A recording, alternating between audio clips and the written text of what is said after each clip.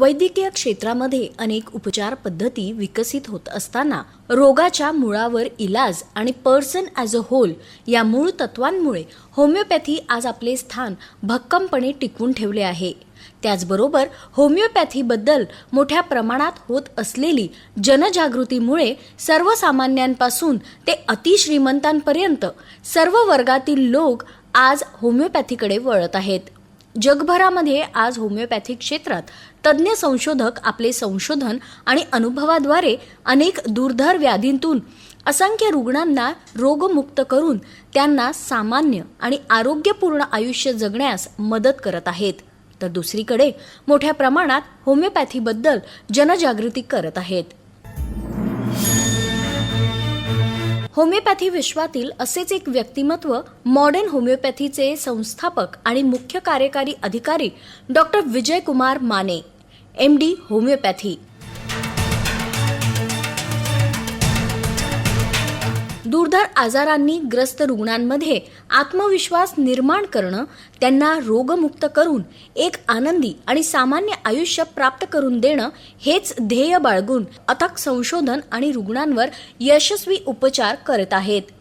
Doctor Vijay Kumar Mane यांनी आपल्या वैद्यकीय कार्याची सुरुवात व्याख्याते म्हणजेच लेक्चरर म्हणून केली.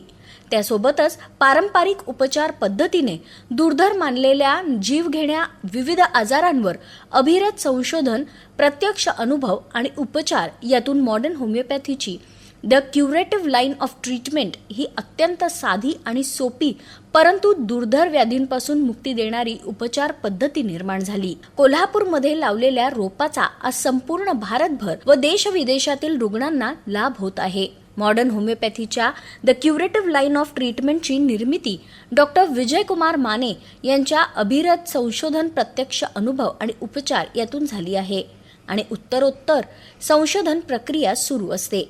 Cancer, kidney failure, liver cirrhosis, मधुमेह, अस्थमा, अस्थिरोग या आणि इतर दुर्धर आजारांवर डॉक्टर विजय कुमार माने यांचे संशोधन आणि त्या संशोधनावर आधारित औषधाची निर्मिती मॉडर्न होमिओपॅथीमध्ये होत असते. रुग्णांना सहजपणे घेता येतील अशी औषधांची किट, लिक्विड आणि ग्लोब्युल्स निर्माण केली जातात आणि ही हाताळण्यासही अत्यंत सोपी असतात. नमस्कार, मी अनुश्री करंदीकर. आरोग्याचं मॉडर्न युग या आपल्या विशेष कार्यक्रमात तुमचं सगळ्यांचं मनापासून स्वागत.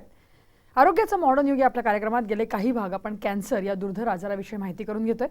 विविध अवयवांचे कॅन्सर कशा प्रकारे होतात, कशा प्रकारे पसरतात आणि त्यावरती मॉडर्न होमिओपॅथी कशा प्रकारे वरदायिनी ठरते हे आपण जाणून घेतोय.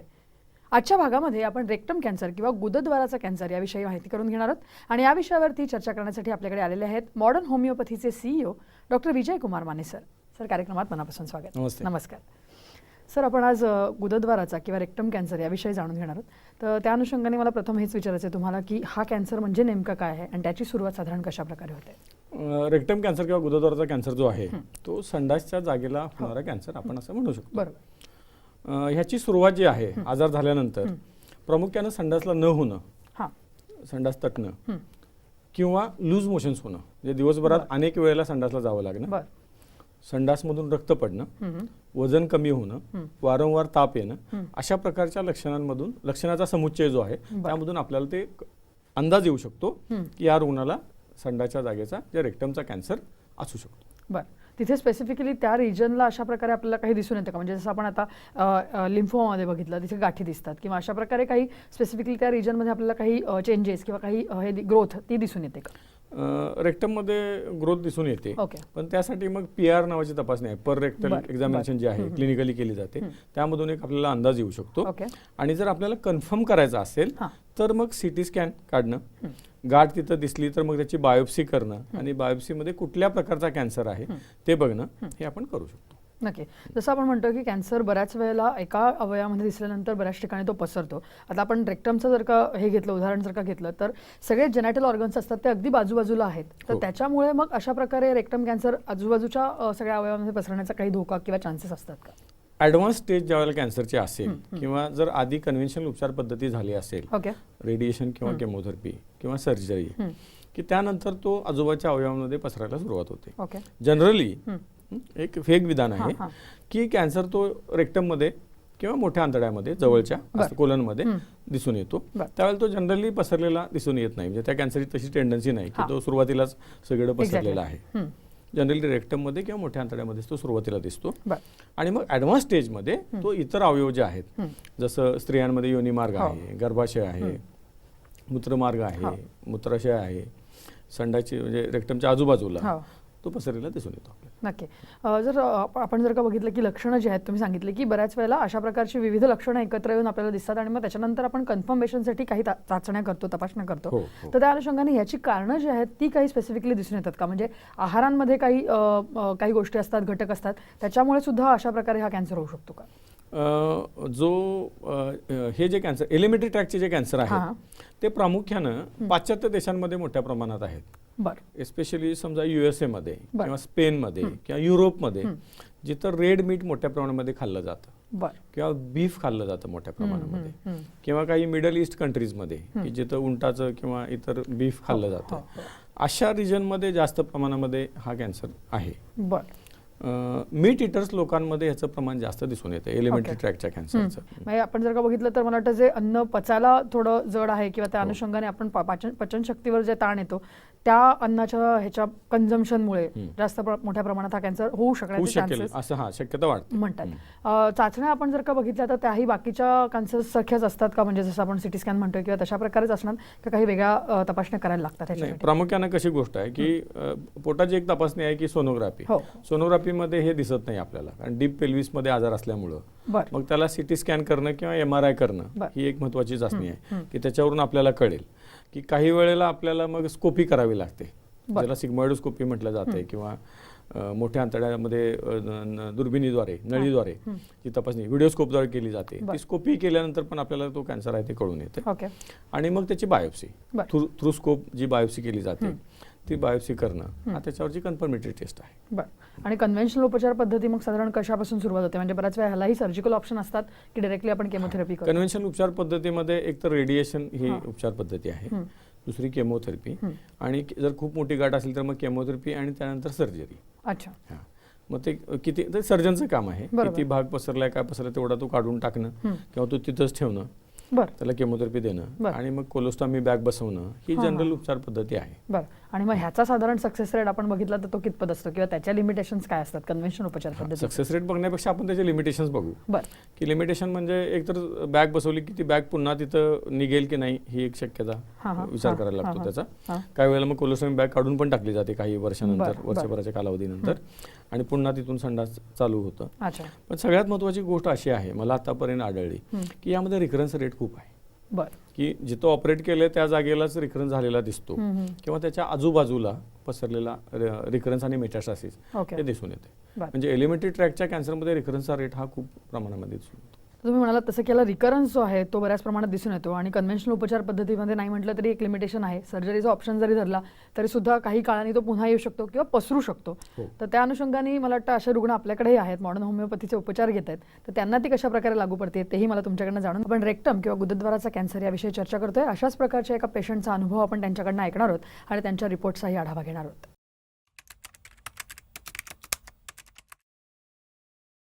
माझं वय 36. मला 13मध्ये ब्लडिंगचा त्रास सुरू झाला. नंतर मग चेकिंगला गेली, बायोस्कोपी केली, मग नंतर हे निघालं आजार, हा कॅन्सरचा आजार निघाला. पेशंट माझी लहान बहीण आहे. तिला 2013मध्ये ब्लडिंगचा वगैरे त्रास सुरू झाला होता. ते चेकअप करण्यासाठी नाशिकला आम्ही मोठ्या डॉक्टरांकडे गेलो. तिचे चेकअप्स केले, बायोप्सी केली, त्याच्यात तिला मोठ्या आतड्याचा कॅन्सर सांगितला गेला. मग ऑपरेशन केलं, 6 केमो, 29 रेडिएशन्स घेतले. त्यानंतर मग नंतर सिटी स्कॅन केला, त्याच्यात मग काही निघालं नाही. मग 6 महिन्यानंतर पुन्हा चेकअपसाठी गेलो, तर त्याच्यात पूर्ण पसरलेला दिसला पुन्हा. मग पुन्हा त्यांनी रेडिएशन्स आणि केमो घ्यायला सांगितल्या होत्या. मग आम्ही ते न घेता मुंबईच्या मोठ्या डॉक्टरांना पुन्हा दाखवलं. त्यांनी सांगितलं आता पूर्ण पसरलेलं आहे, ट्रीटमेंट घेऊन काही उपयोग होणार नाही. आम्ही मग नाशिकला हॉस्पिटलला मोठ्या गेलो. तिथं ऑपरेशन केल्यानंतर 6 महिन्यांनी परत हे केलं, चेक केलं, हे स्कॅन केला, तर पसरलेला होता तो आजार. बहिणीनेच टी व्हीवर डॉक्टर मानेंची मुलाखत पाहिली. मग आम्ही तिथे जाऊन विचारलं, तर त्यांनी सांगितलं मी एक्सटेंड करू शकतो किंवा कव्हरही होऊ शकतो असं सांगितलं त्यांनी. मग आम्ही ती ट्रीटमेंट घ्यायला सुरुवात केली. 2-3 महिन्यात मला औषधांचा फरक पडून गेला आणि 6 महिन्यात 50% होऊन गेलं. तर 3 महिन्यात आम्हाला बराचसा फरक जाणवला. ब्लिडिंग पूर्ण थांबलं गेलं. मग 6 महिन्यानंतर आम्हाला डॉक्टरांनी CT स्कॅन करायला सांगितलं. त्याच्यात 50-60% रिकवर झालेला दिसला. नोव्हेंबर 16ला आम्ही पुन्हा CT स्कॅन केलं. त्याच्यात 20% आजार असल्याचं दिसलं फक्त.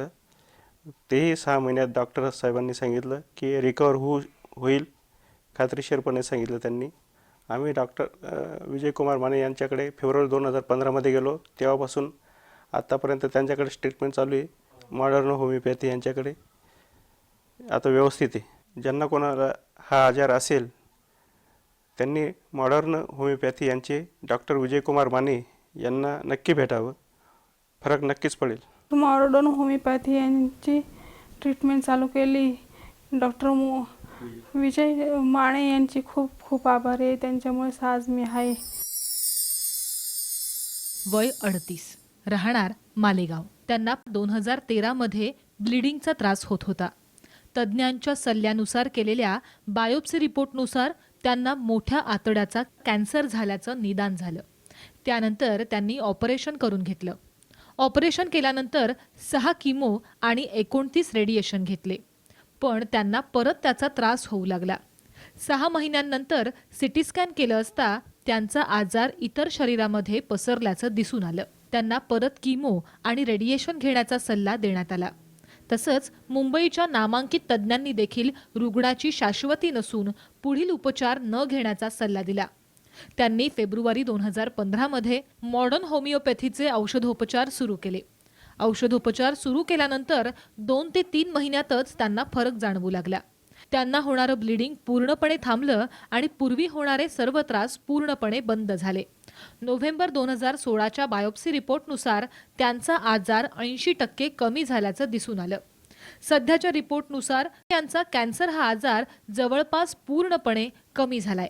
त्या सध्या कोणत्याही साईड इफेक्ट शिवाय मॉडर्न होमिओपॅथीच्या औषधोपचारांसह सामान्य आणि आनंदी जीवन जगतायत. आपण आत्ताच या पेशंटचा अनुभव ऐकलेला आहे आणि कशा प्रकारे मॉडर्न होमिओपॅथीचे उपचार त्या घेत आहेत आणि कशा प्रकारे त्यांना या सगळ्यातनं आराम मिळालेला आहे. सर, आपण आत्ताच एका या पेशंटचा अनुभव ऐकलेला आहे आणि कशा प्रकारे त्यांनाही हा रेक्टम कॅन्सर झाला होता आणि कशा प्रकारे आता हे ट्रीटमेंट घेत आहेत. काय सांगाल संपूर्ण केस कशा प्रकारे? आपण याची केस हिस्ट्री बघूया. या ज्या रुग्ण आहेत यांचं सध्याचं वय 36 वर्ष आहे. बरं. एप्रिल 2013ला त्यांना पहिल्यांदा कळून आलं की त्यांना रेक्टममध्ये ॲडेनोकार्सिनोमा नावाचा कॅन्सर झालेला आहे. त्यानंतर त्यांनी 6 केमोथेरपी आणि 23 रेडिएशन घेतले आणि ते ऑपरेशन झालं. त्यांना कोलोस्टोमी बॅग बसवण्यात आली. 2014मध्ये त्यांना असं आढळून आलं की तो आजार पुन्हा पसरलेला आहे. त्यांच्या लोकल हॉस्पिटलमध्ये जिथं ट्रीटमेंट चालू होती तिथं. त्या CT स्कॅनमध्ये असं कळालं की रिकरंट डिसीज आहे आणि खूप मोठ्या प्रमाणामध्ये आजार पसरलेला आहे. मग त्या डॉक्टरांनी ट्रीटमेंट थांबवली की त्यांनी असं सांगितलं की एवढे केमोथेरपी आणि रेडिएशन घेऊन पण आजार थांबत नाही, तर आपण आता इथून पुढे ट्रीटमेंट द्यायला नको असं त्यांनी सांगितल्यानंतर फेब्रुवारी 2015मध्ये पेशंट आपल्याकडे आला. मॉडर्न होमिओपॅथीची आपण औषध चालू केली.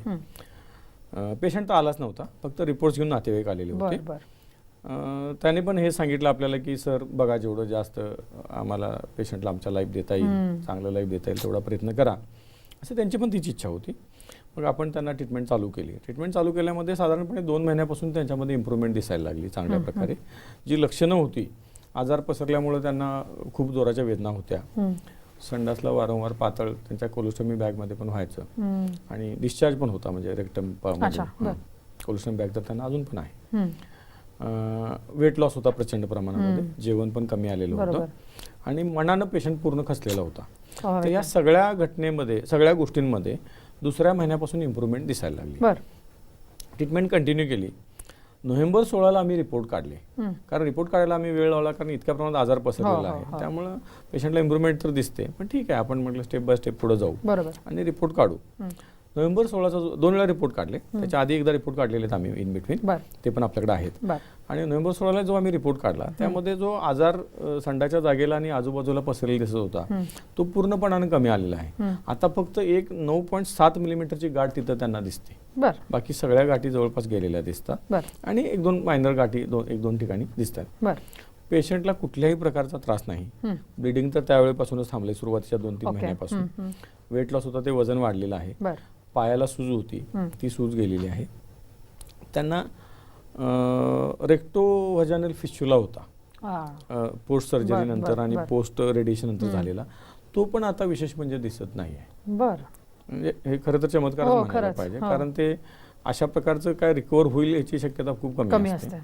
आणि पेशंट पूर्ण फिजिकली फिट अँड फाईन आहे. ट्रीटमेंट चालूच आहे आणि कंटिन्यू पण राहील ट्रीटमेंट. तर हे आपण करू शकलो. म्हणजे साधारणपणे आपण बघितलं की फेब्रुवारी 2015 आणि नोव्हेंबर 2016 म्हणजे साधारणपणे 17-18 महिन्याची ट्रीटमेंट आपली चालू आहे. आणि ट्रीटमेंट अजून कंटिन्यू करायला लागेल, कारण थोड्या प्रमाणामध्ये आजार दिसतो आणि रिकरन्स हा खूप लवकर झालेला आहे, खूप वेगात झालेला आहे. त्यामुळे कदाचित ट्रीटमेंटचा पिरियड पण अजून राहील, करायला लागेल ट्रीटमेंट. पण ही गोष्ट आहे की समजावून काय घ्यायला पाहिजे आपण यातनं. आपल्याला एवढं कळतंय की टर्मिनल इलनेसमध्ये सुद्धा आपण अशा प्रकारचे रिझल्ट मॉडर्न होमिओपॅथीच्या उपचार पद्धतीच्या सहाय्याने देऊ शकतो. म्हणजे लोकांनी हार मानून, आजाराला हार मानून त्याला शरण जाण्यापेक्षा मॉडर्न होमिओपॅथीकडे आलेलं जास्त चांगलं राहील असं मला वाटतं. कन्व्हेन्शनल उपचार पद्धतीमध्ये अशा वेळेला म्हणजे रेक्टम कॅन्सर जेव्हा डिटेक्ट होतो तेव्हा तुम्ही जसं म्हणाला तसं कोलेस्टोमी बॅग जे हे करतात, फिट करतात, म्हणजे गुदद्वाराचा मार्ग आपण तेव्हा पूर्णपणे बदलतो.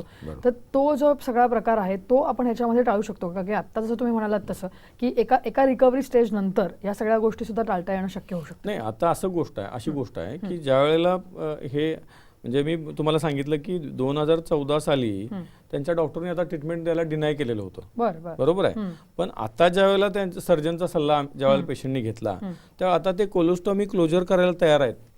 समजावून घ्या की ज्यांना आधी त्यांनी ट्रीटमेंट द्यायला आता संपलं की आता आजार पसरला, आता आम्ही काय करू शकत नाही सांगितलं, आता ते डॉक्टर म्हणतात ना की आपण कोलोस्टॉमी क्लोजर करूया म्हणून. बरोबर आहे. म्हणजे हे आपण टाळू शकतो किंवा ते रिव्हर्स करू शकतो असा त्याचा अर्थ झाला.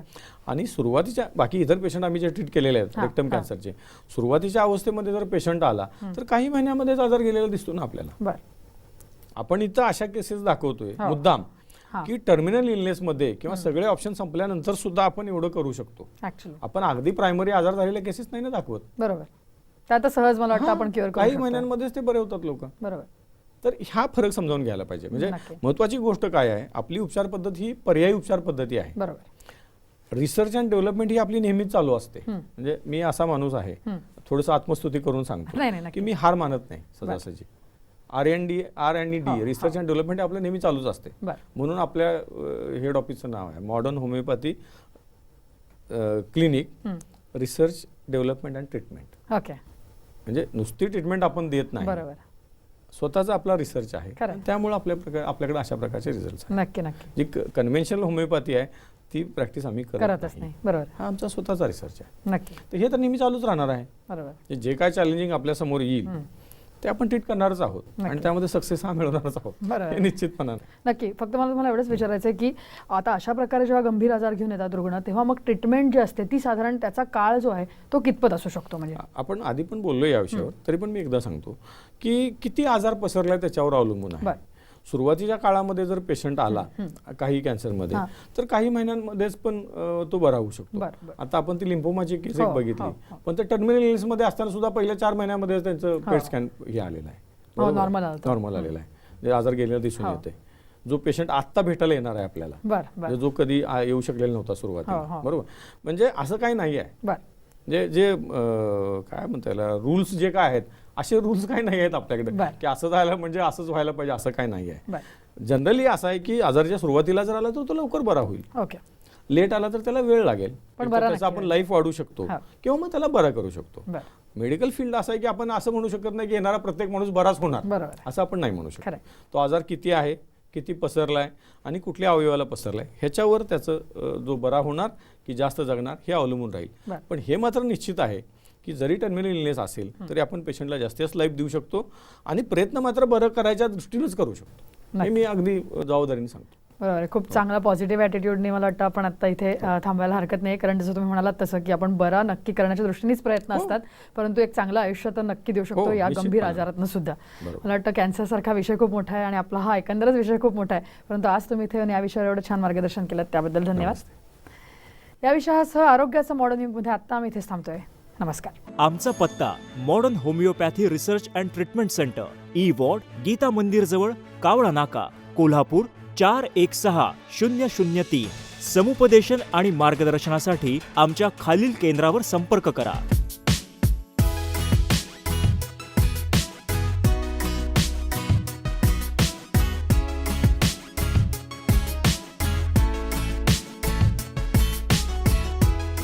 सल्ला आणि मार्गदर्शनासाठी मिस्ड कॉल द्या 7038833881.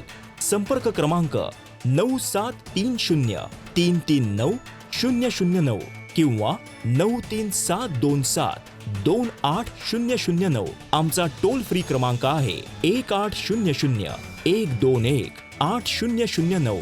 Website www.modernhomeopathy.com. आमचा ईमेल आयडी आहे contact@modernhomeopathy.com.